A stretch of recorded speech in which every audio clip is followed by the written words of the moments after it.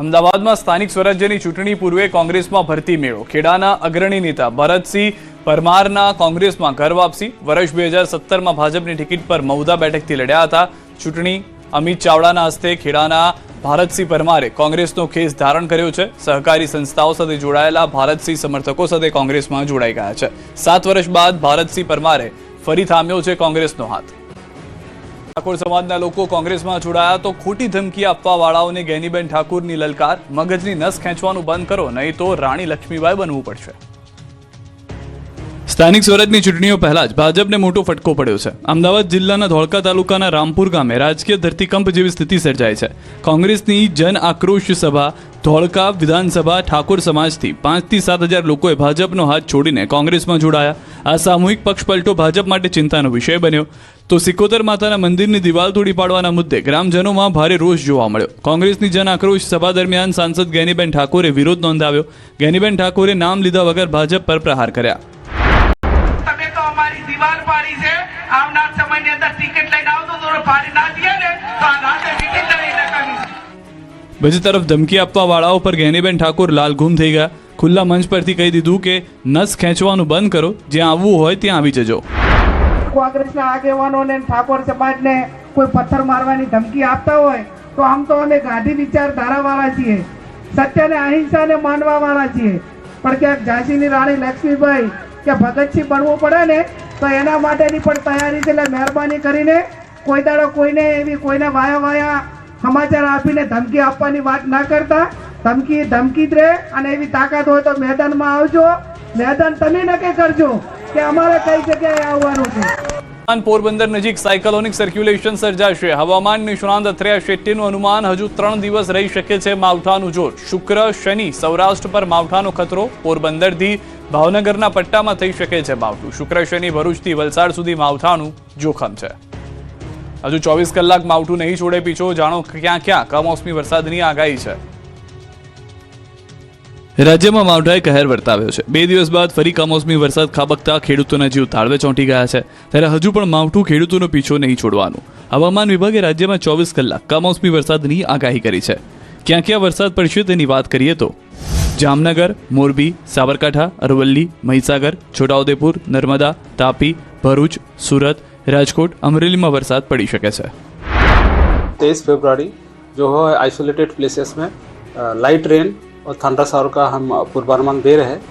इसमें बहुत सौराष्ट्र कच्छ और हमारा गुजरात दोनों क्षेत्र में ही आइसोलेटेड रेन का और थंडर शावर के साथ संभावना है. इसमें जो सौराष्ट्र कच्छ में डिस्ट्रिक्ट आ रहे हैं, 2 डिस्ट्रिक्ट हम दे रहे हैं. मेनली जामनगर और मोरबी के लिए दे रहे हैं.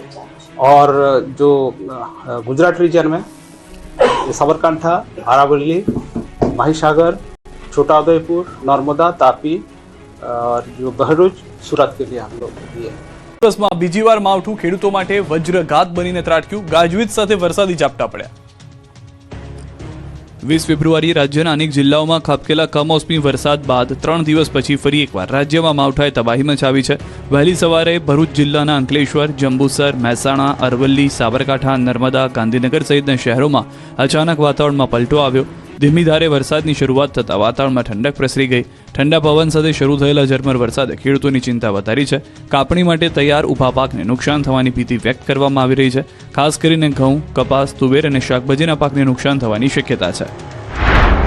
આ તરફ અરવલ્લી જિલ્લામાં અચાનક વાતાવરણમાં પલટો જોવા મળ્યો. ધનસુરા પંથકમાં વહેલી સવારે વાદળો છવાયા અને આકાશમાં તોફાની પવન સાથે વરસાદી ઝાપટા વરસતા રોડ ભીંજાયા હતા. જ્યારે મોડાસા શહેર સહિત આસપાસના વિસ્તારોમાં વાદળછાયું વાતાવરણ છવાયું. વહેલી સવારથી જ હવામાન બદલાતા ખેડૂતોમાં ચિંતા ફેલાઈ છે. ઘઉં સહિતના પાકોને નુકસાન થવાની ભીતિ છે, જેને કારણે ખેડૂતોના મોંમાં આવેલો કોળિયો છીનવાઈ જવાની સંભાવના ઊભી થઈ છે. આ તરફ મહેસાણાના વાતાવરણમાં પલટો આવ્યો. મહેસાણા શહેરમાં વાદળો છવાયા. એક તરફ ઠંડી ગરમી, બીજી તરફ વરસાદી માહોલ જામતા ખેડૂતોના જીવ અદ્ધર થઈ ગયા.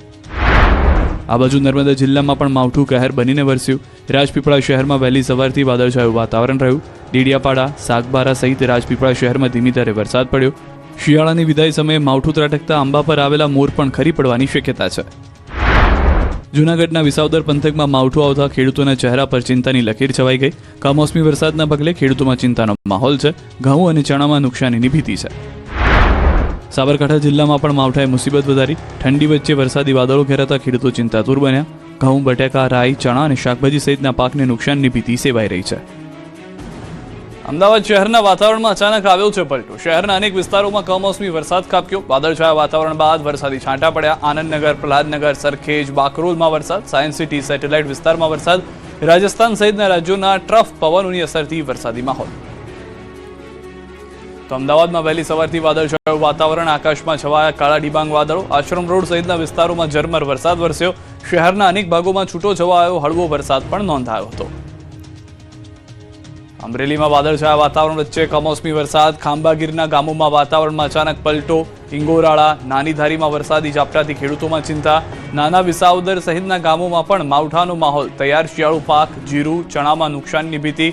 ઘઉં, ધાણીના પાકને પણ વ્યાપક નુકસાનની ભીતિ.